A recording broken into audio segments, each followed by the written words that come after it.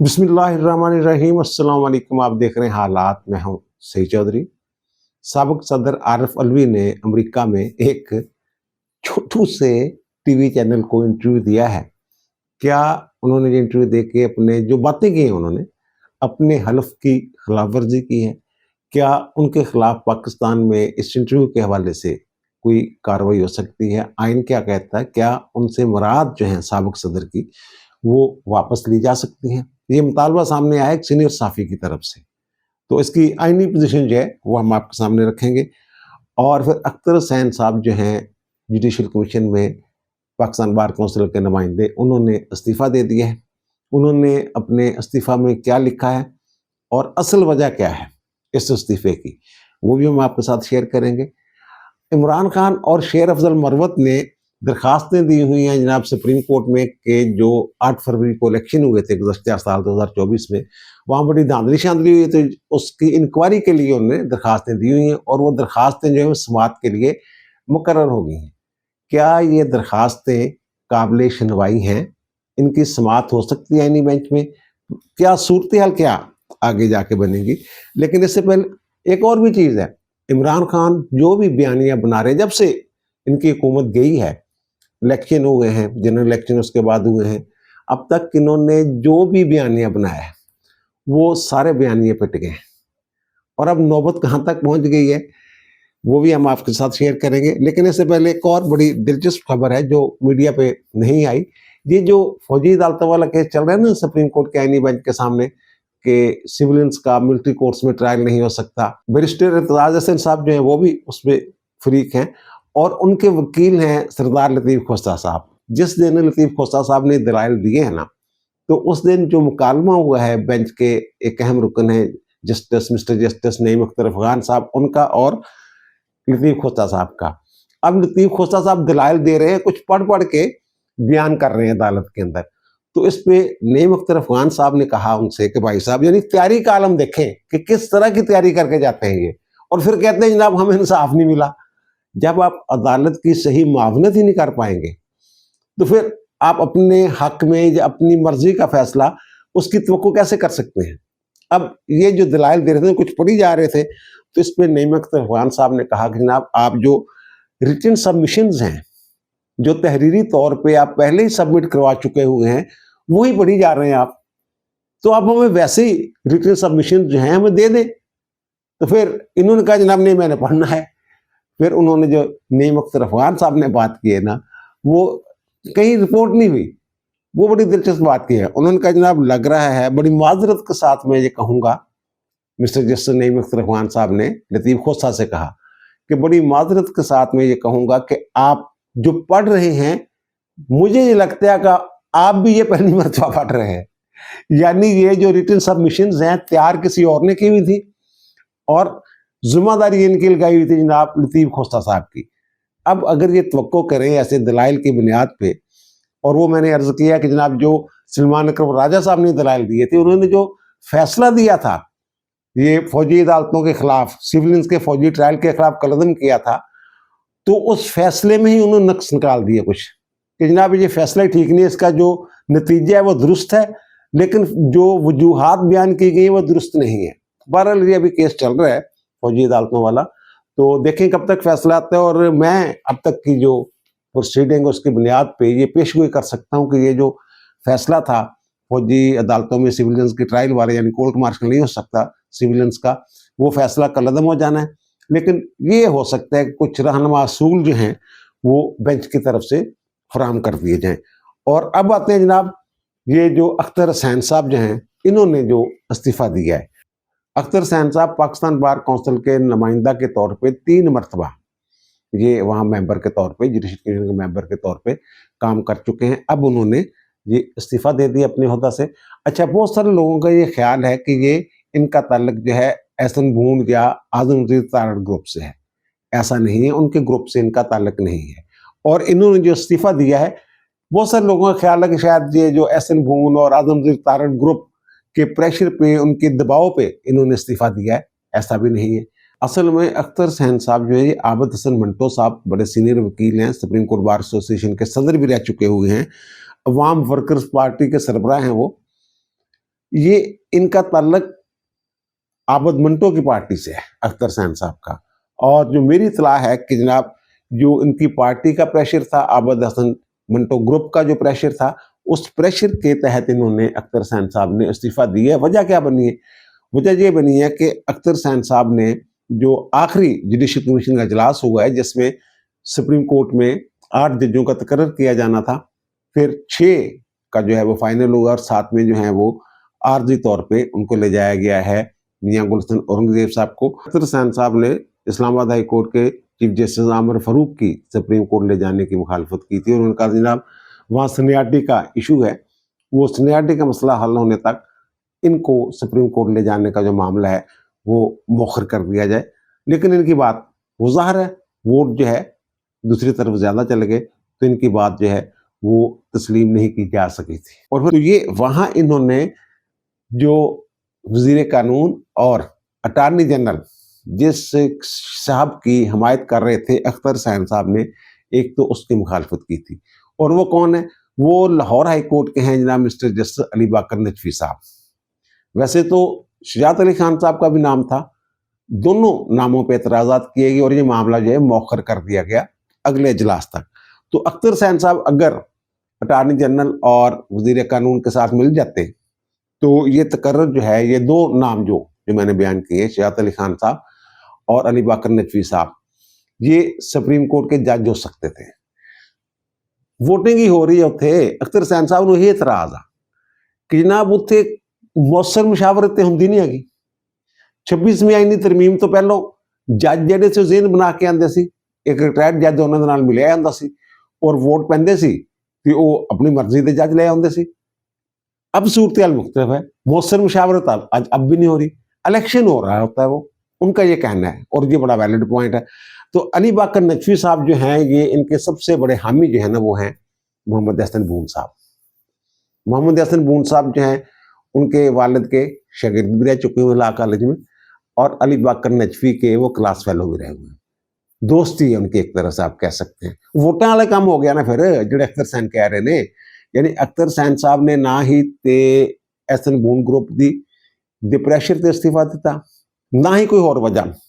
असल वजह है कि उन्होंने जी पार्टी है ना आबद हसन मंटो साहब, वो समझ रहे हैं कि अख्तर सैन साहब जो मौसर किरदार अदा नहीं कर पा रहे जुडिशल कमीशन च, इस वास्ते अख्तर सैन साहब जो ने इस्तीफा दे दें। और इदी वजह भी नहीं हैगी, अख्तर सैन साहब ने खुद किया कि इस वक्त इस मरहले पे जब 26वीं आईनी तरमीम के खिलाफ पीटीआई के वकला जो हैं, खासतौर पर हामिद खान ग्रुप जो है वो तहरीक चलाने का ऐलान कर चुका हुआ है, तो अख्तर सैन साहब जो हैं उनका इस बुनियाद पे इस्तीफा देना कि जनाब जो अभी खालियात करनी हुई हैं आला दलिया में, तो उससे मतलब कुछ तनाज़ात हैं और इस सूरत हाल में मैं इस ओहदे पे मज़ीद काम नहीं कर सकते, इसलिए मैं इस्तीफ़ा दे रहा हूँ। तो इसका मतलब ये भी नहीं है कि वो 26वीं आईनी तरमीम की मुखालफत करेंगे, उस तहरीक का हिस्सा बनेंगे। उन्होंने कहा है कि 26वीं आईनी तरमीम के तो हम ही थे, हम खुद कहते थे जनाब 26वीं आईनी तरमीम होनी चाहिए, लेकिन आगे जो हुआ है उसके बाद कि मुशावरत मौसर मुशावरत वाला वो कहते हैं कि कंसेप्ट ही खत्म हो गया होगा। इसलिए मैं जो है अख्तर सैन साहब कह रहे हैं इस्तीफ़ा दे रहा हूँ। और फिर अब सुनने में ये आ रहा है कि मोहम्मद हसन बून साहब जो हैं उन्हें मेंबर ज़ाहिर है वो भी सुप्रीम कोर्ट के वो वकील हैं, सीनियर वकील हैं, तो पाकिस्तान बार कौंसिल जो है उन्हें नामजद करने वाली है इनकी जगह, अख्तर सैन साहब की जगह। मेरी वैसे हसन बून साहब से बात हुई थी तो उन्होंने कहा जनाब अभी तो कोई फैसला नहीं किया, पाकिस्तान बार कौंसिल ने फैसला करना होता है, वो किसको करते हैं। लेकिन सुनने में ये आ रहा है कि जनाब मोहम्मद हसन बून साहब जो है वो अगले जो है मेंबर होंगे जुडिशल कमीशन के, वहाँ वो नुमाइंदगी करेंगे पाकिस्तान बार कौंसिल की। और फिर जो पीटीआई वाले हैं ना, ये जितने भी हमारे अल्लाह माफ़ करे जितने भी इदारों में तनज़ली हो रही है ना, तनज़ली, उसके ज़िम्मेदार मैं समझ रहा हूँ पीटीआई वाले हैं। फौज में जो किया इन्होंने, फौज के खिलाफ जो किया, ये फौज के खिलाफ जो अवाम और फौज के दरमियान जो खलीज है ना, किसने पैदा की? ये पैदा किए इमरान खान साहब ने। जब ये बैठ के कहा करते थे जनाब, तारीफें किया करते थे उनकी, बाजवा साहब की, और ये भी कहा करते थे जनाब मैं वो सारा काम ही वो चलाते थे, हमारे पास तो जनाब बजट पास करवाने के लिए मेंबर पूरे नहीं, तादाद पूरी नहीं होती थी, वो लेके आते थे। और फिर वहाँ इनकी जो आखिरी दिनों में जो सूरत हाल थी मकबूलियत की, ये खुद कहा करते थे इनके लोग जो है, रिकॉर्ड पे उनका बयान मौजूद है कि जनाब ये तो हम अवाम में जाने के काबिल नहीं है। इमरान खान के तर्ज अमल की वजह से फौज और अवाम के दरमियान खलीज पैदा हुई। इनके दौर में जो इन्होंने किया सारा मुद्दा जो है ये बाजवा साहब पे डाला करते थे, और बाजवा साहब भी जनाब बड़ा इनको लाडले बच्चे की तरह देखा करते थे। आपने देखा ही है जनाब, जो तस्वीरें जारी किया करते थे वज़ीर आज़म उसके दरमियान में ये बैठे हुए, एक तरफ फैज अमीर साहब बैठे हुए, दूसरी तरफ जनाब कमर जवेद बाजवा साहब बैठे हैं। रोजाना मुलाकात हो रही है जनाब, कभी आर्मी चीफ की, कभी DGISI की। और फिर जो इस मुल्क के हालात थे वो तनज़्ज़ुली की तरफ जा रहे थे, उसके जिम्मेदार फिर ज़ाहिर है ये तीनों लोग ही थे। ये ट्राइका था जिसके जिम्मेदार लोग जो अवाम जो इनको समझ रहे थे, इसलिए इनका ग्राफ जो है वो नीचे आ रहा था। अब इन्होंने ट्रोलिंग शुरू की हुई है आसम मुनीर साहब की। आर्मी इन्होंने रोकने की बड़ी कोशिश की कि उनका बतौर आर्मी चीफ तकर्रर ना हो जाए, बड़ी कोशिश की, लॉन्ग मार्च भी किया, फिर टांग पे गोली भी लग गई, और फिर गोली वाली टांग के साथ लंगड़ाते हुए जी आखिरी जलसा इन्होंने किया था उनके जो तकर्ररनामा जारी होने से 1-2 दिन पहले रावलपिंडी पहुंच गए थे ये हेलीकॉप्टर पे। तो बहरहाल इन्होंने पूरी, अब ये इंजीनियर मोहम्मद अली मिर्जा के पीछे पड़ गए होंगे। उनके साथ नजरियाती इख्तिलाफ हो सकता है, लेकिन जो वो बात कर रहे हैं वो दलील के साथ उन्होंने बात की है कि जनाब ये जो मैं समझता हूं जो PTI वाले जो ट्रोलिंग कर रहे हैं फौज की, वो ये कह रहे हैं जनाब ये डिजिटल दहशतगर्दी है, फसाद फिल अर्द का हिस्सा है। और वो कहते हैं कि जनाब फसाद फिल अर्द जो है, जो अल्लाह की ज़मीन पे फसाद फैलाते फिरते हैं, वो कत्ल से बड़ा जुर्म है। वो कहते हैं जनाब ये जो फितनल खारज है वो जो है वो तो ज़ाहिर है असले के साथ आते हैं, कुछ लोग कत्ल कर देते 2-4, और ख़ुद भी जो फिर वो सिक्योरिटी फोर्सेस के हाथों मारे जाते हैं, जन्नत वासल हो जाते हैं, वो एक अलग ही। लेकिन अगर आप उस अदारे को जो फितनतुल खारिज के खिलाफ, जब साथ अर्द फैलाने वालों के खिलाफ कुर्बानियां दे रहे हैं, उसकी जड़ें काटने पर लग गए हैं आप, नौजवानों के अंदर आपने जहर भर दिया उसके खिलाफ, तो फिर क्या ये फितना नहीं है, ये फसाद नहीं है, ये डिजिटल दहशतगर्दी नहीं है जो वो कह रहे हैं? ये मोहम्मद अली मिर्जा साहब कह रहे हैं। अब इन्होंने मोहम्मद अली मिर्जा साहब की ट्रोलिंग शुरू की हुई है। मोहम्मद अली मिर्जा साहब मिसाल दे रहे थे। अच्छा, एक तो ये कि इन्होंने मोहम्मद अली मिर्जा का वो पूरा इंटरव्यू किसी ने सुना ही नहीं, बस एक बात जो है ना वो एक क्लिप लेके उनके ऊपर इन्होंने चढ़ाई की हुई है। वो ये कह रहे हैं कि जनाब इस हद तक इन्होंने जहर भर दिया बच्चों के जहनों में, नफरत भर दी है फौज के खिलाफ। वो कहते हैं कैडेट कॉलेज में एक साहब हैं, उनके जानने वाले दोस्त हैं, उनका बच्चा कैडेट कॉलेज में पढ़ता था, उन्होंने दाखिल करवाया था वहां, वो वहां से छोड़ के आ गया, जनाब मैंने फौज में नहीं जाना। ये इन्होंने नफरत पैदा की हुई है। इससे बड़ा फितना और क्या हो सकता है? ये माजी में अगर आप देखें सलीबी जंगों की जब बात हम करते हैं, वहां भी इस तरह के बहुत सारे लोग जो थे वो आ गए थे, जो सलाहुद्दीन अयूबी के खिलाफ कंपेन किया करते थे, जिहाद के खिलाफ जो उन्होंने कंपेन शुरू की, तो बाद में पता चला जनाब वो तो यहूदियों के अलाकार हैं या फिर मुसलमानों के भेष में यहूदी हैं। तारीख पढ़े ना, ये उसी से मिलता जुलता काम है। और फिर इनका बयानिया, ये वाला बयानिया जो है, अगर मोहम्मद अली मिर्जा जैसे लोग जो हैं उनका तो काम ही नहीं है सियासत में बात करना, बल्कि उन्होंने कहा है कि मैं कभी भी इमरान खान के मजहबी नजरियात और किरदार की आपस में वो जो खलत मलत होने वाली बात है वो कभी बात ना करूं। लेकिन ये रियासत मदीना की बात करते हैं, मिसालें देते हैं हजरत उमर की, और काम इनके बिल्कुल उल्टे हैं उसके। ये मोहम्मद अली मिर्जा साहब के दलाइल हैं, इनको दलाइल के साथ रद्द करना चाहिए उसका। लेकिन बहरहाल ये शुरू कर रहे हैं उसके ऊपर जो भी करना है इन्होंने। और आखिर में, ये आखिर नहीं, आखिर से पहले एक मरतबा मैं बात कर रहा हूँ कि इन्होंने जनाब दरख्वास्त दी है, इमरान खान साहब ने बड़ा जनाब ये इनको इन्होंने शोर मचाया हुआ था जनाब, हमने जो 8 फरवरी को यहाँ धांधली हुई इलेक्शन की, तो हमने जनाब चैलेंज किया हुआ उस पर जनाब कि जनाब उसकी इंक्वायरी करवाई जाए, जुडिशियल इंक्वायरी करवाई जाए। अब वो केस जो है वो 28 फरवरी को लग गया आईनी बेंच के सामने। मिस्टर जस्टिस अमीनुद्दीन खान की सरबराही में 5 रुकनी बेंच जो है, आईनी बेंच, वो इन दरखास्तों की समाअत करेगा। पहले तो देखने वाली बात यह है कि ये दरखास्तें काबिल समाअत हैं या नहीं है। 184 सब आर्टिकल 3 के तहत ये दरखास्तें डायरेक्ट जो है इन्होंने सुप्रीम कोर्ट में फाइल की है। 26 में इनकी तरमीम के बाद को मामला जो है, सूरत हाल जो वो कुछ ज़ाहिर है पोजीशन जो है, हैसियत जो है इन दरखास्तों की वो बदल गई हुई है। और फिर वो गो टू सी यू वाले जज भी मौजूद नहीं। जब मुतबादिल फोरम मौजूद है दादरसी का, तो डायरेक्ट आप कैसे सुप्रीम कोर्ट में पहुंच गए? आपके पास ये इख्तियार है, ये हक है आपके पास कि जनाब आप इंतखाबी उज़रदारियाँ जो हैं, जिनको हम इलेक्शन पिटिशंस कहते हैं इलेक्शन ट्रिब्यूनल्स में, वो दायर कर सकते हैं। वहाँ आप जाते हैं और फिर आप इलेक्शन ट्रिब्यूनल्स के फैसले के खिलाफ फौरी तौर पे भाग जाते हैं जनाब हाई कोर्ट से वो स्टे लेने के लिए। या फिर दूसरी पार्टी अगर आती है, उमर यूनुस साहब वाला मामला देख लें, वो स्टे लेके बैठे हुए हैं कि जनाब कार्रवाई नहीं होगी। ये सारा जो मामला है, अब अगर इलेक्शन पिटिशंस ये फाइल कर सकते हैं तो फिर ये आईनी पिटिशन जो है, मेरा ख्याल है ये काबिल समात नहीं है। अगर मुस्तरद हो जाएगी दरखास्त, नाकाबिले सुनवाई करार दे दिया, फिर इन्होंने डालना है कि देखें जनाब अब सूरत ये है कि जनाब इलेक्शन पिटिशन जो हैं वो आइन के तहत फाइल होती हैं इलेक्शन ट्रिब्यूनल्स के सामने।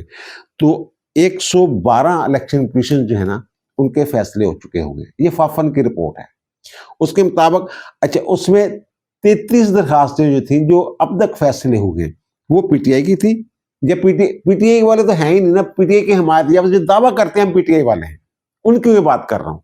ये कौमी और सूबाई असम्बलियों की बात कर रहा हूँ। ये 112 पर फैसले हो चुके हैं, उनमें से 38 जो है वो पीटीआई की थी, 16 जो है वो मुस्लिम लीग नून की थी और 27 जो है पाकिस्तान पीपल्स पार्टी की थी। ये सूबाई असम्बली और कौमी असम्बलियों की तमाम हल्कों की बात कर रहा हूँ। ये तमाम दरखास्तें मुस्तरद हो गई हैं। कुछ रिकाउंटिंग वाली 3 के करीब दरखास्तें जो है वो मंजूरी है और तीनों में जो वो पीटीआई के खिलाफ दे दिया गया है। उसका ये कह रहे हैं जनाब ये धांधली की है, धांधली तो इन्होंने की हुई है। और फिर दूसरी जो बात है, ये तो उनकी मैं बात कर रहा हूँ ना जिनके फैसले हो चुके हुए 112। ये टोटल जो इंतखाबी उज़रदारियाँ हैं ना, ये दायर हुई हैं 371 इलेक्शन पिटिशन, कौमी और तमाम सूबाई असम्बलियों की मिला के ये 371 इंतखाबी उज़रदारियाँ दायर हुई हैं। किसी हल्के में एक से ज्यादा उज़रदारियाँ भी दायर हैं। तो बहरहाल उनमें से 206 जो इंतखाबी उज़रदारियाँ हैं जो हैं वो पीटीआई वालों ने दायर की हुई हैं और पीएमएल ने 48 उज़रदारियाँ उनकी हैं और पीपल्स पार्टी की पाकिस्तान पीपल्स पार्टी ने 77 इंतखाबी उज़रदारियाँ जो हैं वो दायर की हुई हैं। तो अब जो कौमी असम्बली है, यहाँ जो कहते हैं हमारी 180 सीटें हैं, पीटीआई वाले कह रहे हैं, तो वहां जो पीटीआई के हमायत याफ्ता जो पक्के सही वाले उनके वो कह लें आप लोग हैं पीटीआई के, वो 19 हैं सिर्फ। ये कहते हैं 180 नशिस्तें हमारी, बाकी अगर मुलाम 33 बन जाएंगे। वो टोटल इन्होंने वो कहते हैं 206 दरखास्तें जो इंतखाबी उज़रदारियां फाइल की जो दावेदार हैं कि हम पीटीआई के लोग हैं। एक हल्के में पीटीआई के 2-2 दावेदार भी मौजूद हैं। अगर इतनी बड़ी तादाद में इंतखाबी उज़रदारियां जो हैं वो फाइल हो चुकी हुई हैं, उनमें से बहुत सारे के फैसले भी हो चुके हुए हैं, कुछ की समाअत जो है वो जारी है, कुछ पे इन्होंने पीटीआई वालों ने हुक्म इम्तनाई हासिल कर रखा है। तो फिर सुप्रीम कोर्ट जो इस मामले में कैसे मुदाखलत कर सकती है? अब आते हैं जनाब आरिफ अलवी साहब ने जनाब अमेरिका में फॉक्स 2 नाम का कोई चैनल है, इलाकाई सा चैनल है छोटू सा, तो उसमें इन्होंने 7-8 मिनट का एक इंटरव्यू दिया है। उसमें उन्होंने जो बातें की हैं मेरे ख्याल में उन्होंने अपने हल्फ की खिलाफ वर्जी की है। ये हल्फ की खिलाफ वर्जी कैसे की है जो मैं आपके सामने रखता हूँ। उन्होंने एक तो ये कहा कि जनाब ट्रंप और इमरान को आपस में बुला दिया, जनाब एक जैसी सोच है दोनों की। ट्रंप भी ये कहता है जनाब दिफाई बजट कम किया जाए, इमरान खान भी दिफाई बजट कम करना चाहता था वगैरह वगैरह। बिटवीन द लाइन उन्होंने ये बात की है। और दूसरा उन्होंने जनाब जो एक्स के मालिक हैं एलन मस्क, उनकी बड़ी तारीफ की और कहा जनाब देखें पाकिस्तान में एक्स पर पाबंदी है, ये उन्होंने वहाँ फरमाया है। और फिर उन्होंने कहा जनाब जब पाकिस्तान को इमदाद देता है अमेरिका, वहाँ बड़े घपले होते हैं। वो ठीक है, चेक कर लें आप। जो कोरोना के दौरान बैरूनी इमदाद आई थी वो पैसे कहाँ गए, और जो टेस्ट से कोरोना के वो फ्री किटें जो मुफ्त किटें आई थी वो किस लेबॉर्टरी को दी गई थी, और वो लेबॉर्टरी पैसे लेती थी।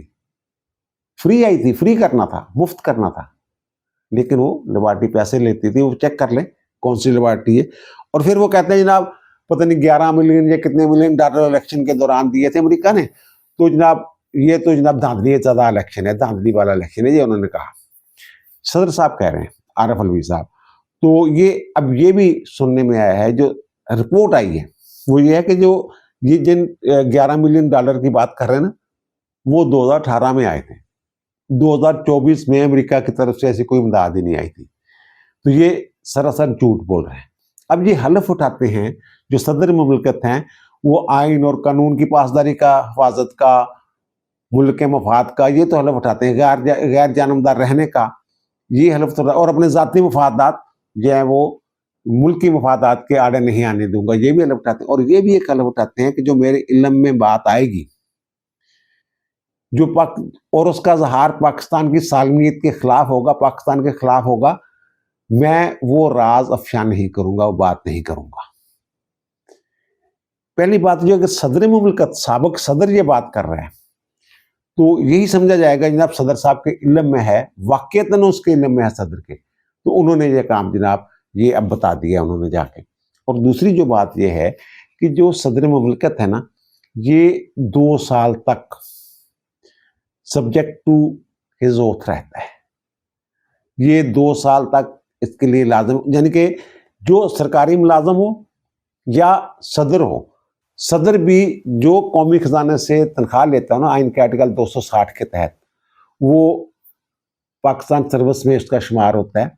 वो जो तनख्वाह लेता है, सदर साहब तनख्वाह लेते हैं, उसने लिखा हुआ है कि जो तनख्वाह लेते हैं लेकिन वो सरकारी मुलाजम के तौर पे कंसीडर नहीं होंगे, उन्हें वज़ीर आज़म होता है, वज़ीर आला होता है, अरकान असम्बली होते हैं, वज़रा होते हैं और कुछ और ओहदे हैं, लेकिन सदर उसमें शुमार नहीं होता। सदर जो है वो सर्विस ऑफ पाकिस्तान में आता है। आपको याद होगा कि जनाब चौधरी सरवर जो है गवर्नर के बाद इलेक्शन लड़ना चाह रहे थे, क्योंकि कभी 2 साल पूरे नहीं हुए थे, इसलिए वो इलेक्शन नहीं लड़ सकते। इसी तरह 2013 में जब उनकी सदारत खत्म हुई है जरदारी साहब की, उसके बाद वो असम्बली में आ सकते थे, लेकिन क्योंकि 2 साल वाली शर्त है, लिखा हुआ है आइन के आर्टिकल 63(1) में ये लिखा हुआ है कि 2 साल तक वो पार्लिमानी सियासत नहीं कर सकता। और इसी आर्टिकल के तहत वो किसी सियासी जमात, जो इलेक्शन एक्ट है उसके मुताबिक, और जो साकुन साहब एक जजमेंट दे गए हुए थे नवाज शरीफ केस में, वो किसी पार्टी का यानी की ओहदेदार भी नहीं हो सकता, यानी सदर सुदर भी नहीं हो सकता, वो सियासत में हिस्सा नहीं ले सकता। उसके 2 साल उसने सब्जेक्ट टू रहना है उसके आइन या ओथ। तो फिर ये खिलाफ वर्जी कर रहे हैं आइन की। और ये तो हुकूमत है, हुकूमत को चाहिए कि वो क्या कार्रवाई करते हैं। फिर 41 है आइन का आर्टिकल, जो सदर है वो वफाक के इत्तेहाद की अलामत है। इन्होंने उस वक्त भी जब ये सदर थे इसकी खिलाफ वर्जी की थी। ये इन्होंने असम्बलियाँ तहलील की, इमरान खान ने 2 नंबरी करके, और असम्बली जो वो उसको सुप्रीम कोर्ट ने डिक्लेयर कर दिया था जनाब ये गैर आइनी काम किया इन्होंने इमरान खान, और इन्होंने फौरी तौर पर यानी कि 3 मिनट के अंदर अंदर असम्बली तहलील कर दी थी। और फिर जब आर्मी चीफ का तकर्रर होना था तो ये भागे भागे पहुंचे थे, आपको याद होगा, ज़मान पार्क नोटिफिकेशन लेके इमरान खान के पास खुसूसी तैयारे पे आए थे, और फिर कहते इमरान खान ने मंजूरी दे दी जनाब आसिम मुनीर को चीफ ऑफ आर्मी स्टाफ बनाने की। इनकी बिल्कुल जानबदाराना कार्रवाई होती थी। और फिर मुलाकात करवा रहे हैं जनाब जनरल बाजवा की, जब ये इनकी हुकूमत जो है वो एक आइनी तरीके से हटा दी गई, तो फिर ऐवान सदर में बुला के जनाब जनरल बाजवा की और इमरान खान की मुलाकात करवा रहे हैं। इमरान खान कहते हैं जनाब मैं तो ताहियात आपको जनाब वो बना देता हूँ चीफ ऑफ आर्मी स्टाफ। ये इनका किरदार जो है ये आइन के आर्टिकल 41 की भी खिलाफ वर्जी है। 2 साल तक इन्होंने इसी तरह रहना था जैसे कि ये सदर है। कोई सरकारी मुलाजिम उसने भी 2 साल तक इसी तरह अपनी जिंदगी गुजारी जैसे कि वो अब भी सर्विस में है। ये आइन की रूह है और आइन की मंशा है।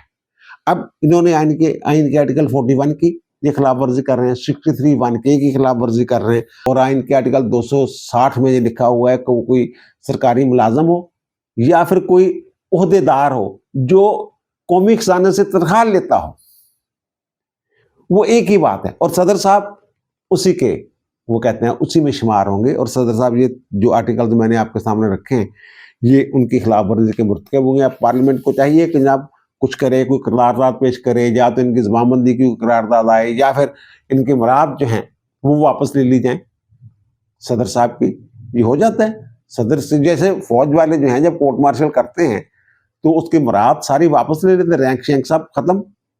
तो ये अगर पाकिस्तान के मुखालिफ जा रहे हैं सदर साहब, तो फिर इनको क्यों पेंशन दी जा रही है, क्यों जनाब प्रोटोकॉल दिया जा रहा है साबिक सदर का? जिनके खिलाफ भी कार्रवाई होनी चाहिए। नुसरत जवेद साहब ने भी ये बात की है, उन्होंने भी ये तजवीज़ किया है जनाब इनके खिलाफ कार्रवाई होनी चाहिए। वैसे तो ये जो मोहम्मद अली इंजीनियर मोहम्मद अली मिर्जा साहब ने जो कहा है, तो ये तो डिजिटल आगे बढ़ के इन्होंने बहुत सारी दहशतगर्दियां की हुई है, फसाद फैलाया हुआ है, आईनी फसाद फैलाया इन्होंने। जब ये उन्होंने असेंबली तहलील कर दी, सुप्रीम कोर्ट ने कहा ये गैरानी इकदाम है, और फिर सफारती फसाद फैला रहे हैं सफारती सतह पे। ये पूरी दुनिया में इमरान खान साहब, मैंने कहा ना बयानिया इमरान खान के पास खत्म हो गया। अब क्या ट्वीट कर रहे हैं, जो मैंने खत लिखा है जनाब, उसको जो ओवरसीज पाकिस्तानी है वो जनाब उसको कापियां करवा के ना GHQ को पोस्ट करें और अपने सफारतखानों को पोस्ट करें। IMF माशी फसाद इन्होंने फैलाया कि IMF ने के साथ जो माहदा था वो जाते जाते इन्होंने क्या उसका बेड़ा गर्क किया और कितनी मुश्किल से संभालना पड़ा। अब भी IMF को खत लिखते हैं ये।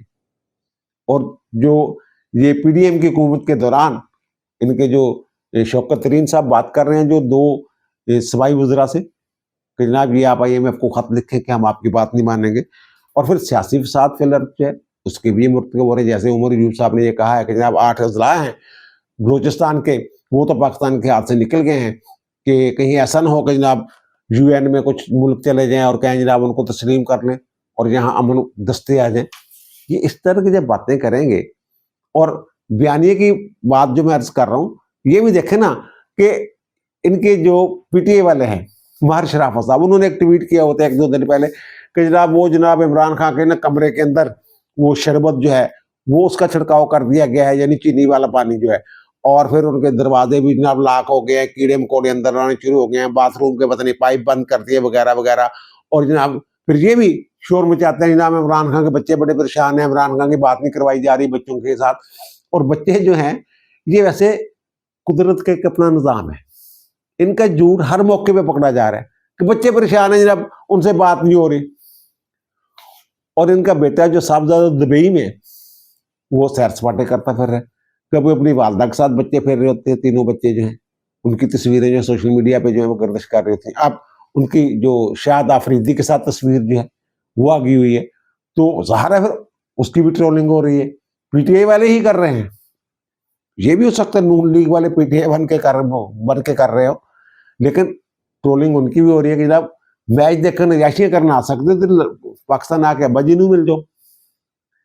जितने भी बयानी इन्होंने बनाए हैं ना, सारे आहिस्ता आहिस्ता दम तोड़ते जा रहे हैं, मुझे तो ये लग रहा है। अब दीजिए मुझे इजाजत, दोबारा मुलाकात होगी नए भी इलाके के साथ। अल्लाह ताला आप पर, मुझ पर, हम सब पर मेहरबान रहे। अल्लाह हाफिज।